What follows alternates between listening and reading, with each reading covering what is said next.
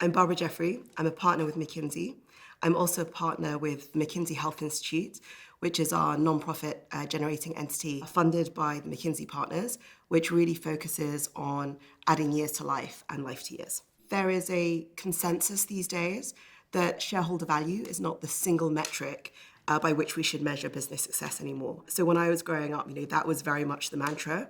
And I think there's now a broader recognition that we need to use other metrics and measures beyond that. So I think that's one part of it. I think the second part is there's actually a very good business case for putting well-being at the heart of the business agenda. And there's a productivity case, there's a retention case, there's an attraction case in being able to attract talent as well. It costs a lot actually to replace employees as well. So retention is a really important part of that case as well. So as part of the McKinsey Health Institute, we have this real objective to move outcomes as well as just do health research. So we really want to focus on adding years to life and life to years.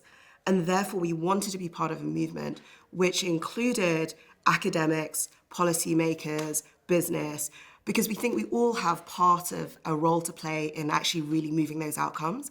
And so we were really excited about the opportunity to be part of that diverse coalition and really shape the new direction. Also, we were really excited by the data and the evidence-based approach that WWM was taking.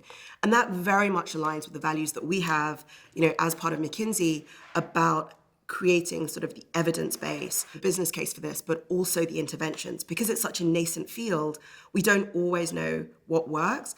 And we really love the idea of being able to use big data sets and other data to really start shaping the industry around what actually works so that we understand how to really move towards better outcomes. I think there's a general consensus that the S in ESG has been woefully neglected. So, much more emphasis on the E and the G. And that's because, frankly, measuring the S is hard. Let's be real about it. It's really hard. There is a really strong emphasis on the S at the moment around risk management and the downside of S. And so if you look at things like the health elements of the S, it's very focused around occupational health and safety. We think there's a real opportunity to measure much more holistically different elements of health, and that includes physical, mental, spiritual, and social health, but also well-being more broadly, including job satisfaction and other metrics. It's the next frontier, effectively, of ESG reporting. And I think, again, we have this opportunity to really shape the thinking on that, and that's really exciting. As our report highlighted, we're seeing rates of burnout that are unprecedented. We're seeing, 1 in 4 employees showing signs of burnout across the globe. And that's a number that I personally found quite distressing. It means pretty much every person has one person on their team who is exhibiting those signs. And what we've also seen is employers really care about this. Many employers have invested hugely in health and well-being initiatives. Our argument in the article is they've been focused on the wrong thing. So if you look at what most employers have been doing, they've been focused on investing in individual interventions, so providing access to resources, but also on individual interventions like meditation or yoga, etc. And our argument in the paper is that actually, in order to really make a difference, you need to look at the holistic system. Because when you look at the negative outcomes that are driving burnout, it's really 3 things. It's toxic workplace behavior, it is sustainable workload, and it is inclusivity.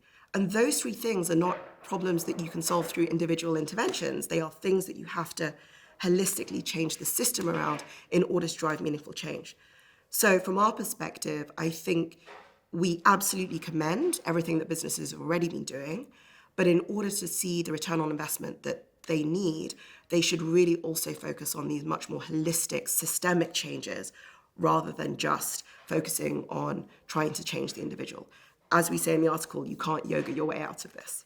McKinsey's always focused on providing, business research and creating the business case for investing in things. So what we're hoping is that by highlighting this as a real issue, we can put it up the business agenda and we can bring it to the attention of senior leaders.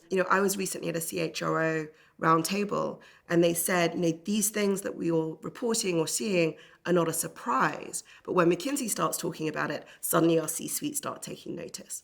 So for us, that was an important moment when we realized we could bring a lot of value in helping to make the business case for this as part of WWM and bringing that real sort of business perspective and lens.